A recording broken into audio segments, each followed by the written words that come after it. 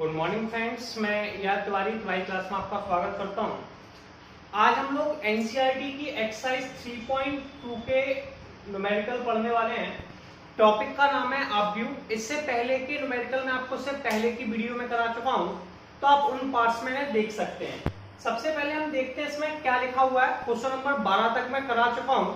Question number 13 से start करता हूं। क्वेश्चन नंबर 13 में क्या लिखा है, यदि f(x) = cos x minus sine x 0 sine x cos x 0 0 0 1 ये अपव्यू का साइन है तो सिद्ध कीजिए f(x) × f(y) बराबर f(x, y)। देखिए क्वेश्चन में हमें f(x) का मान दिया है। सबसे पहले हमें f(y) निकालना है। क्या निकालना है? f(y). तो कैसे निकालेंगे? x की जगह y लिख देंगे। जैसे cos x लिखा है तो इसकी जगह हो जाएगा cos y। sin x लिखा है तो माइनस के sin y और 0 sin y cos y 0। Next value हमारे पास है 0 0 1। क्लियर है? इसके बाद हम लोग f(y) की वैल्यू निकालेंगे। किसकी वैल्यू निकालेंगे? f(y). तो f(y) की वैल्यू क्या हो जाएगी? f(x + y) निकालना है तो x + y।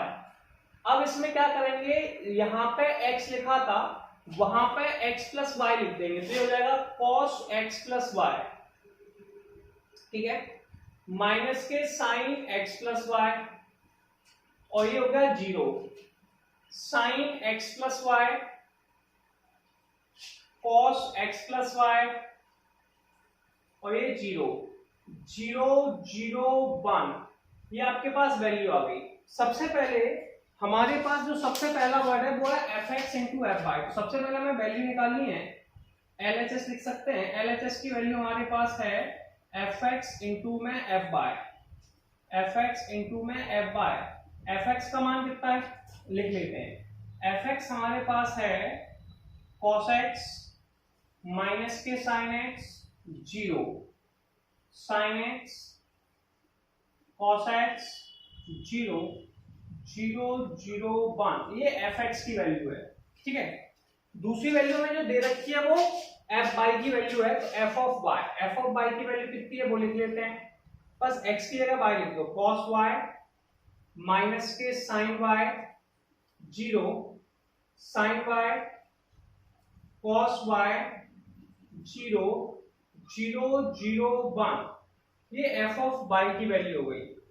हमें यहाँ पे जो मल्टीप्लिकेशन करना होता है वो रो का कॉलम में करना होता है।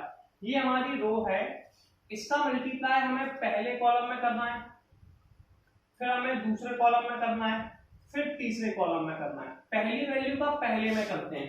पहले वाली रो का मल्टीप्लाई हमें पहले वाले कॉलम में करना है। ठीक है, तो मैं यहाँ पे मल्टीप्लाई करने वाला हूं। आप देखेंगे पहले cos का मल्टीप्लाई cos में किया तो ये हो गया cos x इंटू में cos y, फिर प्लस का साइन, फिर माइनस साइन x का साइन y में किया, माइनस के साइन x साइन y।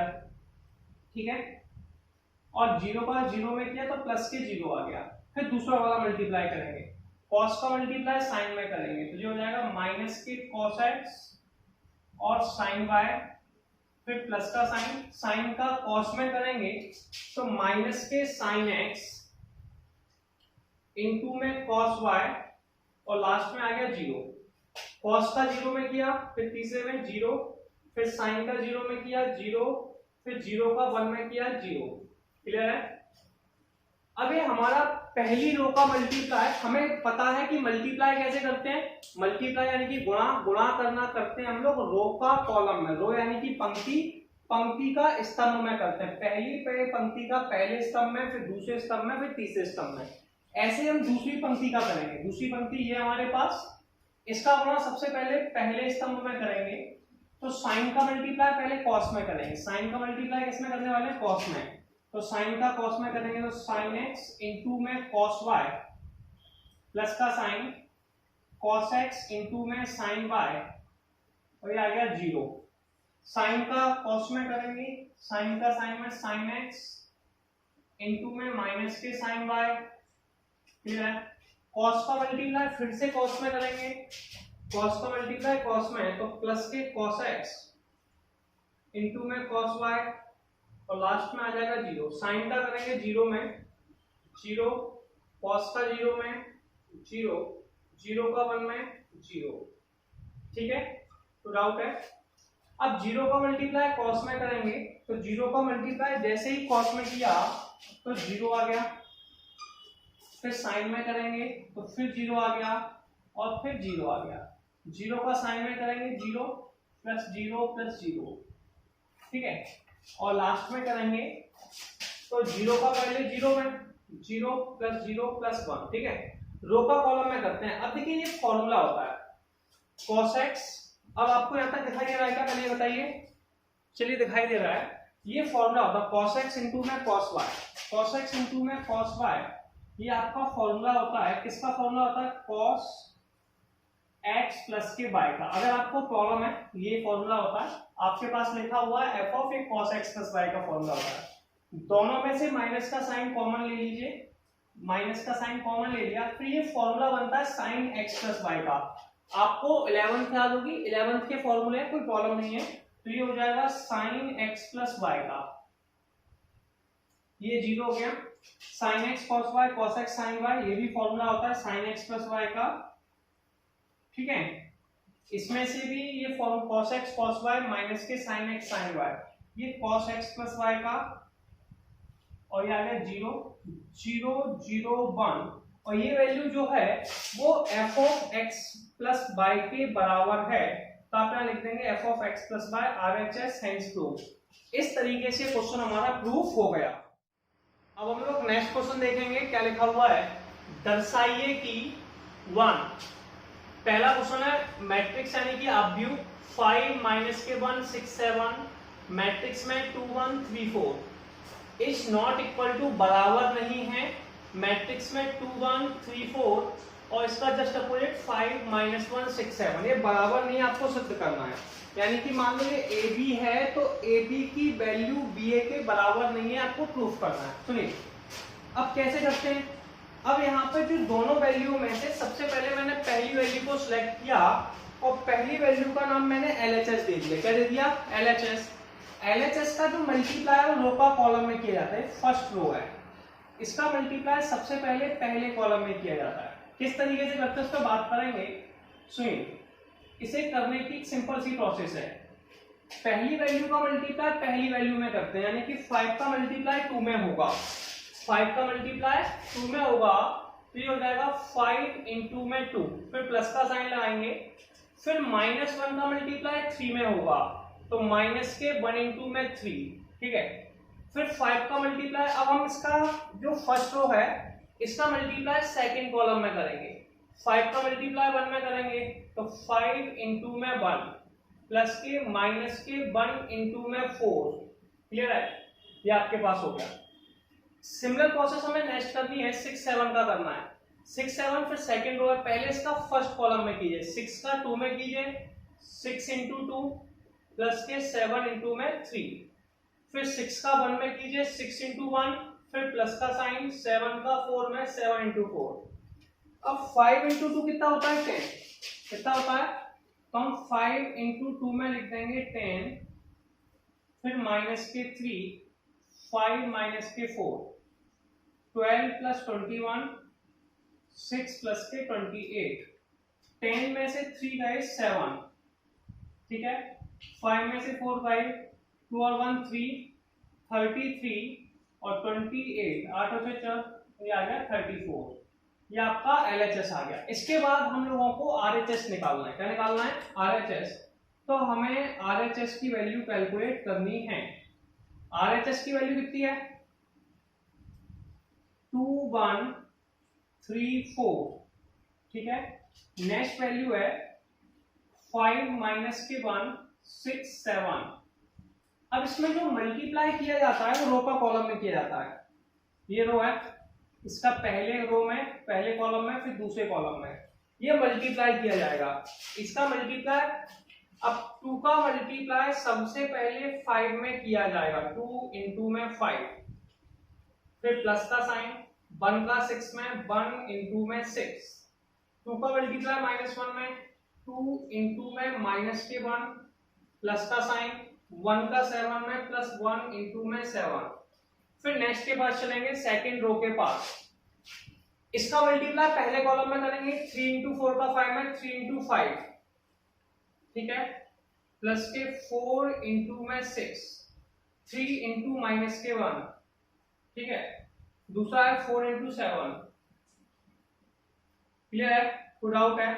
अब 2 का जैसे ही 5 में किया, 2 का जैसे ही 5 में किया, ये हमारे पास होगा 10, कितना होगा 10 प्लस के 6 माइनस के 2 प्लस के 7, 15 6 चौक 24 माइनस के 3 प्लस 28, ठीक है, 10 और 6 कितने होते हैं, 10 प्लस 6 16 होते हैं, कितने होते हैं 16, तो ये हो गए 16, 7 में से 2 गए 5, 5 और 9 और ये 1 और 2 3 और 28 से 25। तो हम क्या देख रहे हैं कि जो हमने LHS था वो ये वाली वैल्यू थी, RHS ये वैल्यू थी, तो LHS की वैल्यू और RHS की वैल्यू आपस में बराबर नहीं है, तो हम लिख देंगे कि भैया LHS बराबर नहीं है RHS के, यार ये तो ठीक है दोनों बराबर नहीं है, इसके आगे लिख देंगे हेंस प्रूफ, ये प्रूफ हो गया।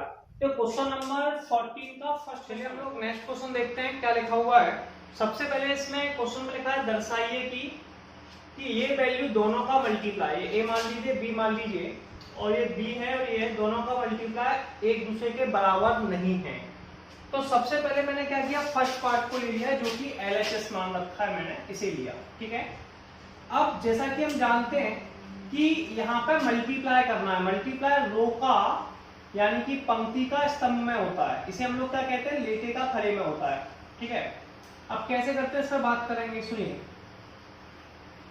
1 का मल्टीप्लाई -1 में करेंगे, 1 इंटू माइनस के 1 फिर प्लस का साइन, 2 का मल्टीप्लाई 0 में 2 इंटू में 0, 3 का मल्टीप्लाई 2 में 3 इंटू 2, फिर 1 का मल्टीप्लाई 1 में 1 इंटू में 1, 2 का मल्टीप्लाई माइनस के 1 में 2 इंटू में माइनस के 1, 3 का मल्टीप्लाई 3 में 3 इंटू में 3, ठीक है। ऐसे ही ये प्रोसेस आपको पहली रो का थर्ड कॉलम में करना है, पहली वैल्यू का पहले में, तो 1 का मल्टीप्लाई 0 में 1 इंटू 0, 2 का मल्टीप्लाई 1 में प्लस के 2 इंटू में 1 और 3 का मल्टीप्लाई 4 में तो 3 इंटू में 4, 1 का 0 में 2 का 1 में, ये हो गया। अब इसे आपको आगे सॉल्व करना है, आगे कैसे सॉल्व करेंगे इसका बात करते हैं। 0 का मल्टीप्लाई -1 में, तो 0 का मल्टीप्लाई किया -1 में 0 इंटू में माइनस के 1, सेकेंड रो का कर रहे हैं, पहले कॉलम में फिर दूसरे में फिर तीसरे में, 0 का -1 में 1 का 0 में 1 इंटू 0 प्लस 0 इंटू में 2, 0 का मल्टीप्लाई 1 में 0 इंटू में 1, 1 इंटू -1 0 इंटू में 3, ठीक है। यही प्रोसेस आपको आगे करनी है। 0 का मल्टीप्लाई 0 में 0 इंटू में 0, 1 का 1 में प्लस 1 इंटू में 1, 0 का 4 में 0 इंटू में 4, ये सेकेंड हो गया। फिर यही आपको थर्ड रो के साथ करना है। तीसरी रो ये है, इसका पहले कॉलम में किया है, 1 का मल्टीप्लाई -1 में, 1 का मल्टीप्लाई 0 में, 0 का मल्टीप्लाई 2 में, 1 का मल्टीप्लाई 1 में, 1 का मल्टीप्लाई -1 में प्लस 0 का मल्टीप्लाई 3 में, क्लियर है। 1 का मल्टीप्लाई 0 में, 1 का मल्टीप्लाई 1 में, 0 का मल्टीप्लाई 4 में, ठीक है। इसे सॉल्व करेंगे, कैसे करते हैं इस पर बात करते हैं। देखिए 1 इंटू -1 होता है माइनस के 1, 0 और 3, 3 टू 6 में से -1 गया 5 आ गया डायरेक्ट, ठीक है। 1 इंटू 2 इंटू -1 कितना आ गया भैया, 1 इंटू 3 9 और एक 10 में से 2 गए 8 आ गए, आप कर ही सकते हैं। 12 और 2 14, तो अगली वैल्यू 14 आ गई, 0 0 0 0 आ गई, 0 -1 0 -1 आ गई, 0 1 0, फिर आ गई 1 -1 0 और 0 -1 1 -1, ये 0 आ गई और 1 आ गई, ठीक है। ये पहली वैल्यू हो गई। अब इसका जस्ट अपोजिट करना है, RHS वाले को लेना, ठीक है। तो RHS वाले को कैसे लेते हैं, यहाँ पे RHS ले लीजिए। RHS में क्या करना है, इस वैल्यू को दूसरी तरफ लिख दीजिए, ठीक है। क्या करना है, सेकंड तरफ लिख देंगे अपोजिट डायरेक्शन में। तो ये हो गया -111 और यहाँ पे लिख देंगे वैसे 1 2 3, क्या लिख देंगे 1 2 3 0 1 0 1 1 0। अब जैसे कि हम जानते हैं, ये वैल्यू को मैं लिखा रहने दूंगा जिससे प्रूफ करने में आसानी होगी। ये LHS की वैल्यू है, किसकी वैल्यू है, LHS की, ठीक है। अब हम क्या करेंगे, RHS को लेने वाले हैं, तो RHS को कैसे लेंगे इसका बात करते हैं, सुनिए। अब हमें पता है मल्टीप्लिकेशन रो का कॉलम में होता है। सबसे पहले हम पहली वाली रो को लेंगे, इसका मल्टीप्लाई पहले कॉलम में, फिर दूसरे कॉलम में, फिर तीसरे कॉलम में, ठीक है। वैल्यू लिखना स्टार्ट करते हैं। पहले -1 का मल्टीप्लाई 1 में करेंगे तो -1 × 1 प्लस का साइन, 1 का मल्टीप्लाई 0 में 1 × में 0 प्लस का साइन, 0 का मल्टीप्लाई 1 में 0 × में 1, ठीक है। अब यही प्रोसेस आपको सिमिलरली दूसरे वाले में करनी है। -1 का मल्टीप्लाई 2 में माइनस के 1 × 2, फिर प्लस का साइन, 1 का मल्टीप्लाई 1 में 1 × में 1 0 × में 1, ठीक है। फिर -1 का मल्टीप्लाई 3 में करेंगे, -1 × 3 1 × में 0 प्लस के 0 × में 0, ठीक है। ये आपके पास सेकंड मल्टीप्लिकेशन हो गया। अब आपको यही सिमिलर प्रोसेस आगे भी फॉलो करनी है। ये सेकंड रो है, इसका मल्टीप्लाई पहली वैल्यू का पहले में करेंगे, 0 × में 1 पहली वैल्यू का पहले में, -1 का 0 में तो माइनस के 1 × 0 1 का 1 में प्लस के 1 × में 1, फिर 0 का 2 में 0 × में 2, -1 का 1 में प्लस -1 × में 1, 1 का 1 में प्लस 1 × 1, 0 का 3 में 0 × में 3, -1 का 0 में -1 × 0, 1 का 0 में 1 × में 0, 0 का 3 में -1 का 0 में 1 का, ठीक है। यही प्रोसेस आप थर्ड रो के साथ करने वाले हैं। ये तीसरा पंक्ति है, इसका भी पहले कॉलम दूसरे कॉलम तीसरे कॉलम, यानी कि पहले स्तंभ दूसरे स्तंभ, तो 2 का मल्टीप्लाई 1 में 2 × में 1, 3 का 0 में 3 × में 0 प्लस के 4 × में 1, 2 × 2 3 × 1 4 × 1, 2 × 3 3 × 0 4 × में 0, ठीक है। इसे सॉल्व कर लेना है, ठीक है। ये RHS होगा, क्या होगा RHS, मैं यहाँ पे लिख देता हूं साइड से RHS। चलिए अब हम क्या देख रहे हैं यार, -1 0 0, तो ये आ गया माइनस के 1, -2 1 यानी कि ये भी -1 आ गया, माइनस के 3 0 0 1 तो 1 आ गया, 0 -1 1 ये 0 आ गया, 0 0 0 ये 0 आ गया, 2 और 4 6 आ गए, 4 3 7 7 और 4 11 6।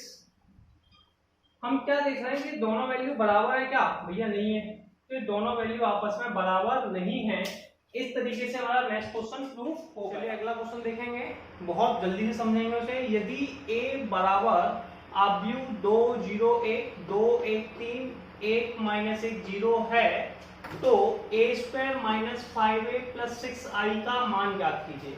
सबसे पहले मैंने a² निकाला। a² कैसे निकालते हैं, देखिए मैंने डायरेक्ट निकाला हुआ है, a × a से। पहले मैंने a की वैल्यू को लिखा, फिर दोबारा से लिखा। जैसा कि मैं आपको मैट्रिक्स का मल्टीप्लाई बता चुका हूं कैसे करते हैं, रो का कॉलम में, ये रो है, इसका कॉलम में करेंगे, पहली वैल्यू का पहले में, 2 का 2 में, 0 का 2 में, 1 का 1 में, पहली वैल्यू आ चुकी है, ये वैल्यू हम लोग नोट डाउन कर देंगे। फिर हम इसका दूसरे वाले कॉलम में करेंगे, फिर तीसरे में 2 का 0 में, 0 का 1 में, 1 का -1 में, 2 का 1 में, 0 का 3 में, 1 का 0 में। ऐसे ही सेकंड रो के पास जाएंगे, इसका मल्टीप्लाई भी पहले दूसरे और तीसरे में करेंगे, 2 का 2 में, 1 का 2 में, 3 का 1 में, 2 का 0 में, 1 का 1 में, 3 का -1 में, 2 का 1 में, 1 का 3 में, 3 का 0 में। ऐसे ही थर्ड वाली रो के साथ करेंगे, 1 का 2 में, -1 का 2 में, 0 का 1 में, 1 का 0 में, -1 का 1 में, 0 का -1 में, 1 का 1 में, -1 का, ऐसे मल्टीप्लाई कर लिया। सॉल्व करके से ये ऊपर वाला आंसर आ गया, जैसे 2 2 4 + 1 5, ठीक है, इतना तो आप कर ही सकते हैं। अब मैंने क्या किया, जो वैल्यू निकाली थी वो लिखी, a² - 5a + 6i। a² की वैल्यू मैंने ये निकाली हुई है, इसे नोट डाउन कर दिया, -5a, a का मान ऊपर लिखा था ये लिख दिया, प्लस के 6i। i यहाँ पे आइडेंटिटी मैट्रिक्स है, इसका मतलब होता है 1 0 0 0 1 0 0 0 1। अब इसको थोड़ा सा मल्टीप्लिकेशन कर लेते हैं और सॉल्व करते हैं, ठीक है। यहाँ लिख लेते हैं, ये हो गया 5 - के 1 2, 9 - के 2 5, 0 - के 1 -2। जो मल्टीप्लाई होगा 5 का वो सब में होगा, तो माइनस के 10 0 5, 10 5 15, 5 - 5 0, ठीक है। ऐसे ही 6 का जो मल्टीप्लाई करना है वो सबके साथ करना है। 6 का मल्टीप्लाई करना है तो ये आ जाएगा 6 0 0 0 6 0। जब भी आप यू में मल्टीप्लाई होता है वो सारी की सारी वैल्यू में होता है। 5 6 प्लस के 5 11, 11 में से 10 गए, कितने बचे भैया, 1 बचा, -1 और 0 और 0, ये आ गया माइनस के 1।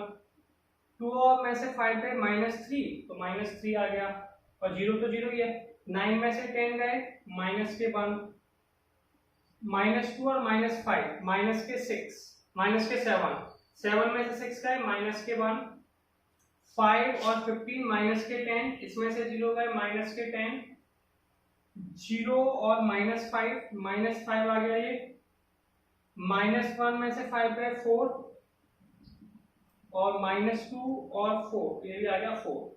तो इस तरीके से ही हमारा a² - के 5a + 6i का आंसर। हम लोग नेक्स्ट क्वेश्चन देखते हैं क्या लिखा हुआ है। यदि a बराबर अब्यू 1 0 2 0 2 1 2 0 3 है तो सिद्ध कीजिए aq - 6a² + 7a + 2i = 0। सबसे पहले हमें क्या करना होगा वो देखिए। सबसे पहले हम लोग a² निकालेंगे। क्या निकालेंगे, a² होता है हमारा a × a। पहले a की वैल्यू लिखी हमने, फिर से a की वैल्यू लिखी। मल्टीप्लाई कैसे करते हैं, ये पंक्ति है यानी कि रो, इसका पहले कॉलम में, फिर दूसरे में, फिर तीसरे में। 1 का 1 में किया 1, 0 का 0 में किया +0, 2 का 2 में किया 4, 1 + 0 + 4 5 हो गया। तो आप ऐसे ही 1 का 0 में, 0 का 2 में, तो मल्टीप्लाई करने के बाद ये वैल्यू आ जाएगी 508 245 80 13। ये मल्टीप्लाई मैं आपको सिखा चुका हूं तो कोई प्रॉब्लम नहीं है, आप कर लीजिए, ठीक है। इसके बाद हम लोग AQ निकालेंगे। क्या निकालेंगे, AQ होता है a² × a। a² की वैल्यू हमने जो भी निकाली थी वो लिख दी, फिर a का मान लिखा। देखिए ये रो है, इसका पहले कॉलम में मल्टीप्लाई, फिर दूसरे में, फिर तीसरे में। 5 का 1 में 5 × 1, 0 का 0 में 8, 8 दूनी 16, 16 और 5 21, 5 का 0 में 0, 0 का 2 में 0, 8 का 0 हो गया, 5 दूनी 10, 0 8 के 24, फिर होगा 34। तो इस तरीके से AQ आपने निकाल लिया, कोई प्रॉब्लम नहीं है AQ में। अब यहां से सॉल्व करना चालू करते हैं। मुझे इसकी वैल्यू फाइंड आउट करना है, AQ - 6a² + 7a + 2i। मैंने सबसे पहले इसे LHS ले लिया और इसे लिख लिया, ठीक है। सबसे पहले AQ की वैल्यू ये लिख दी अपन ने, 6a² ये लिख दिया, फिर 7a ये लिख दिया, फिर लास्ट में 2i लिख दिया। अब इसे आगे नोट डाउन करते हैं, सुनिए। सबसे पहले AQ का मान है 21 0 34, 12 8 23, 34 0 55। फिर इसके बाद है 6 का मल्टीप्लाई सारी वैल्यू में करना होता है, ठीक है। 6 का इसमें करेंगे, 6 पंजे 30, 0 8 6 48 48, 6 दूनी 12, 6 चौक 24, 6 पंजे 30, 8 6 48, 6 का 0 में करेंगे 0, 6 का 36 में करेंगे 13 पंजे 13 78, 78। फिर ऐसे ही हमें 7 का मल्टीप्लाई सारी वैल्यू में करना है, ठीक है। 7 का सारी वैल्यू में मल्टीप्लाई करके क्या होगा, पहले 7, फिर 0, फिर 14, 7 0 14 7 14 0 21।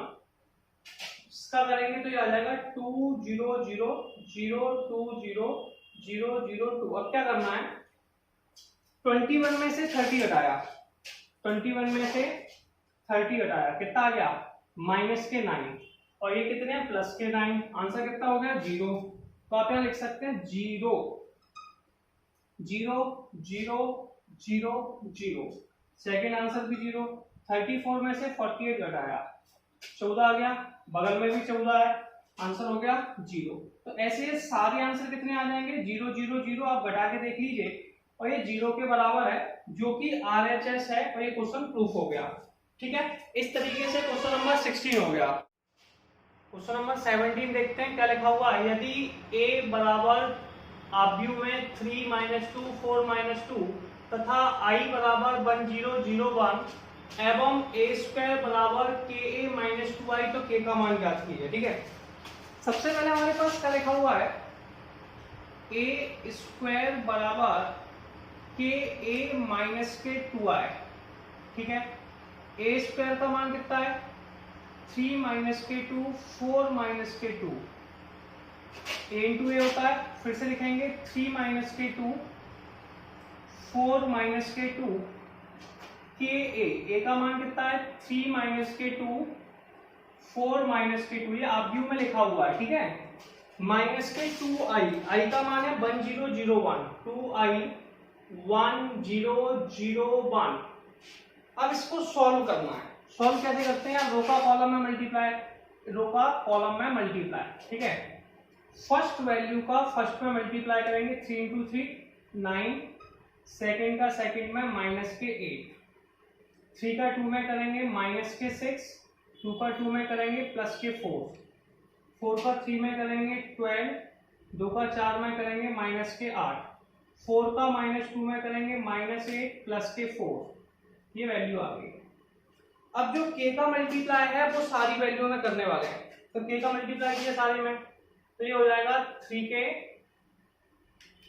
-k2 4k -k2k।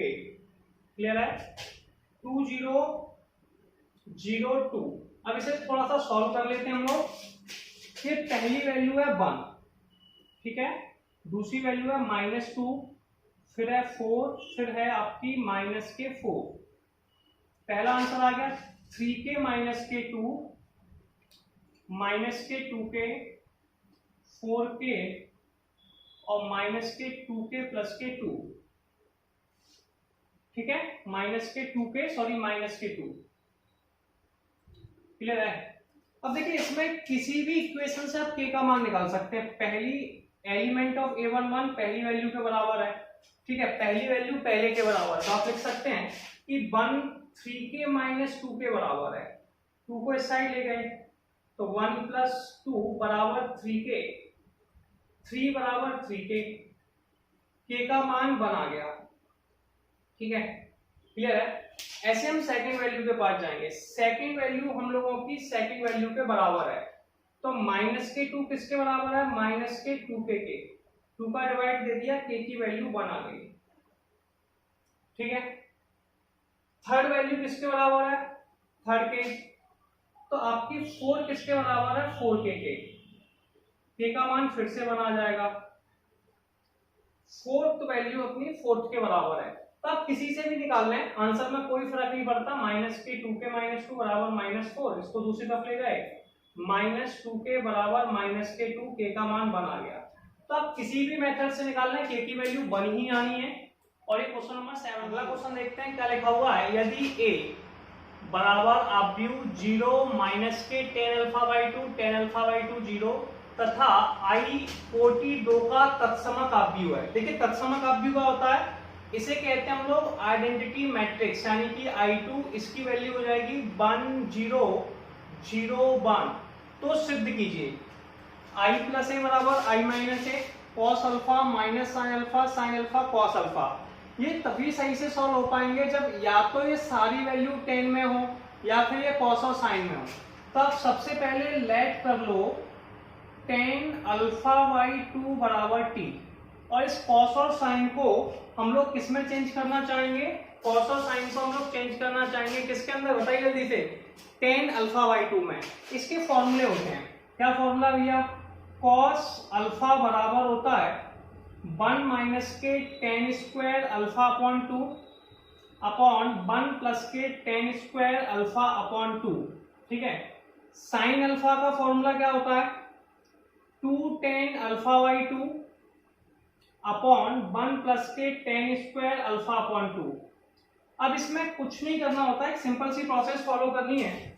वो प्रोसेस है कि इसमें टेन अल्फा बाई 2 की जगह टी लिख दो, तो ये हो जाएगा 1 माइनस के टी स्क्वायर अपॉन में 1 प्लस के टी स्क्वायर। फिर से इसे लिख देंगे 2t अपॉन 1 प्लस के टी स्क्वायर। सबसे पहले LHS लेते हैं जो कि i प्लस ए है। तो LHS ले लिया, जो हमें दिया हुआ है i प्लस के ए। i का मान कितना है 1001, a का मान कितना है 0। ये टेन अल्फा बाई 2 से t लिख दिया, माइनस के t और 0 इन्हें जोड़ते हैं। पहली वैल्यू को पहले में, फिर आ गया 1, 0 को t में, तो माइनस के t, 0 को t में t, और ये 1। इस तरीके से LHS आ गया, ठीक है। अब RHS देखते हैं। RHS हमें कितना दिया है उस पर थोड़ा ध्यान देंगे।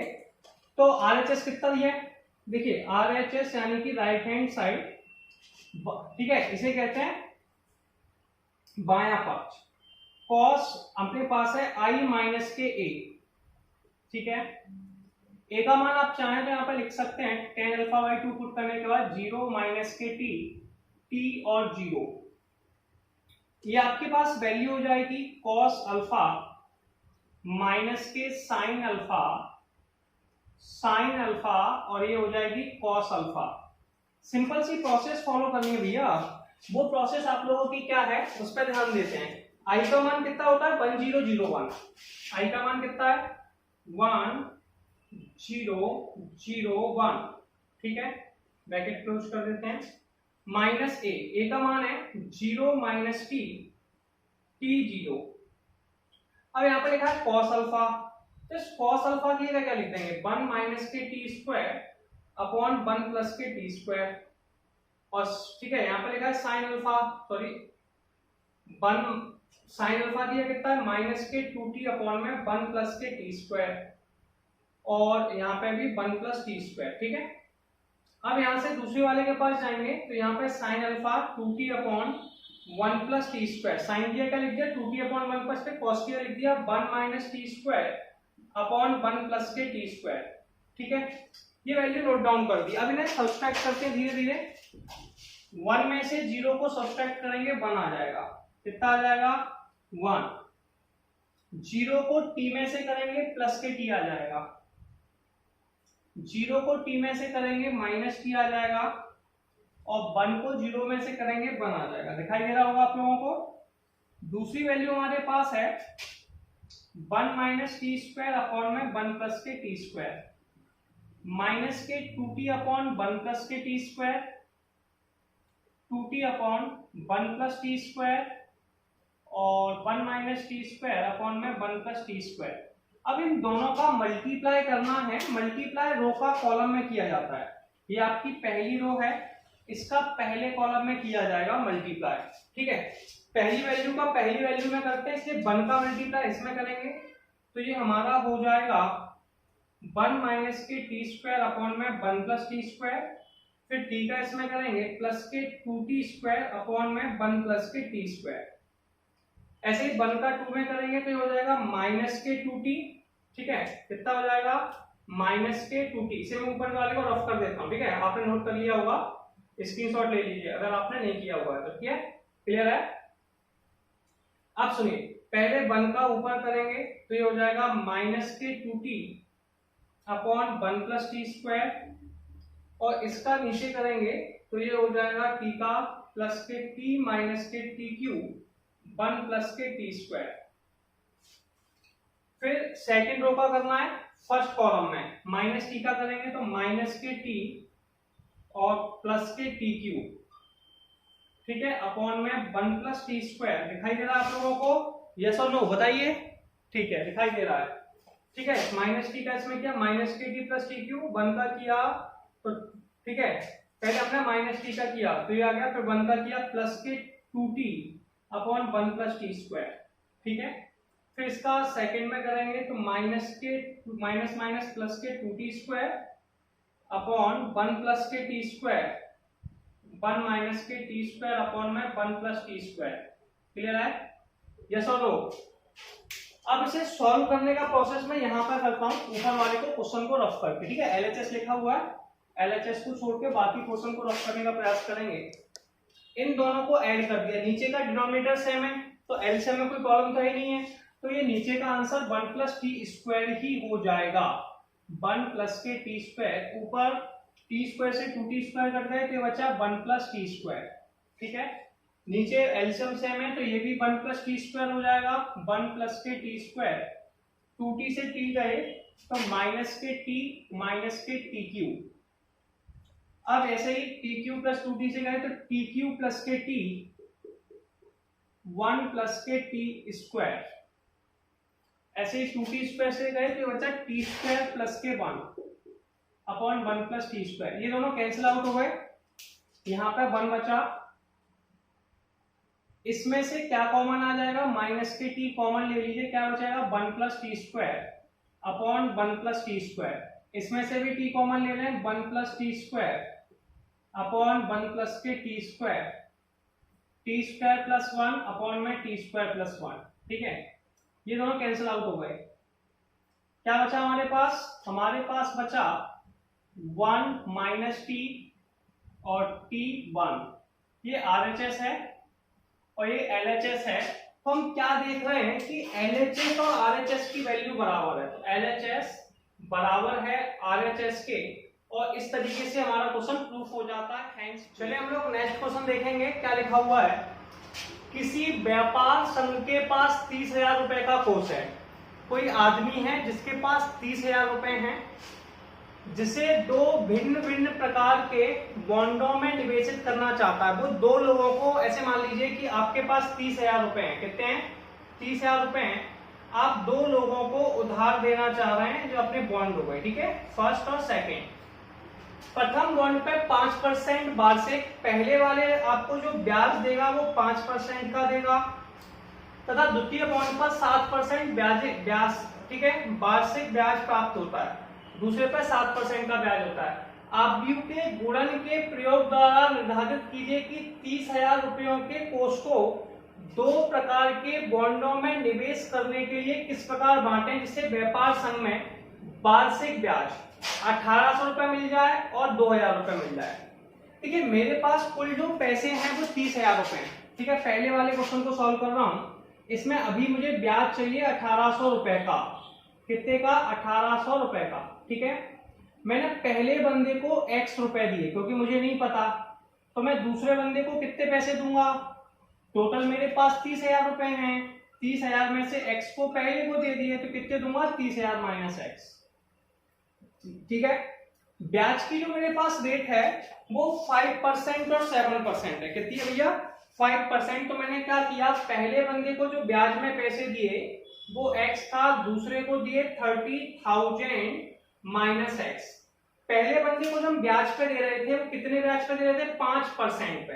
किस पे? 5% पे। दूसरे को हम दे रहे थे 7% पे।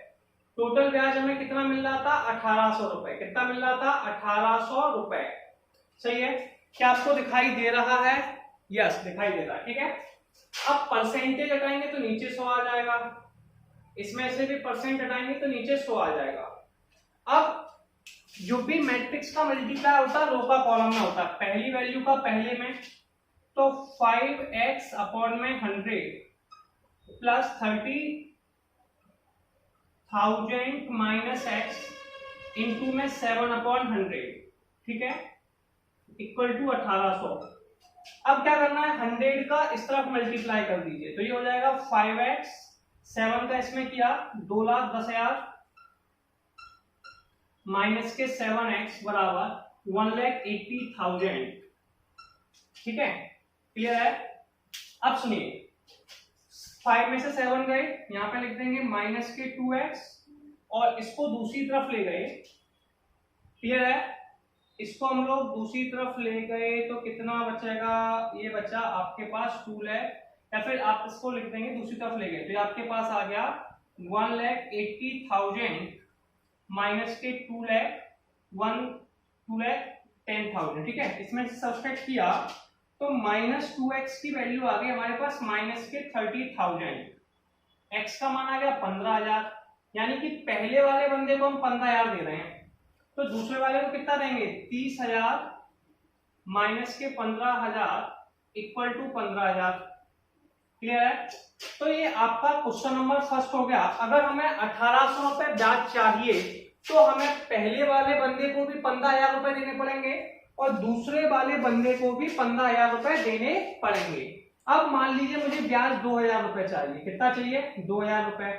तो रूल तो आज भी वही है, पहले बंदे को x देना है, दूसरे को 30,000 - x देना है, ठीक है। लेकिन बस ब्याज का फर्क पड़ जाएगा। अब क्या करेंगे, अब आपके पास पहले बंदे को भी x दे रहे हो, दूसरे को 30,000 - x दे रहे हो, 5% से पहले को ब्याज, दूसरे को 7% से। बस ब्याज का जो अमाउंट है वो चेंज हो चुका है, 2,000 हो चुका है, यहाँ पे 2,000 हो जाएगा, ठीक है। इसका जैसे 100 का मल्टीप्लाई करेंगे 2 लाख आ जाएगा, कितना आ जाएगा, 2 लाख। अब 2 लाख रुपीज आ चुका है, ठीक है। तो यहाँ पे हम लोग कितना लिखने वाले हैं, आपके पास 2 लाख रुपीज आ चुका है, इसको दूसरी तरफ ले गए।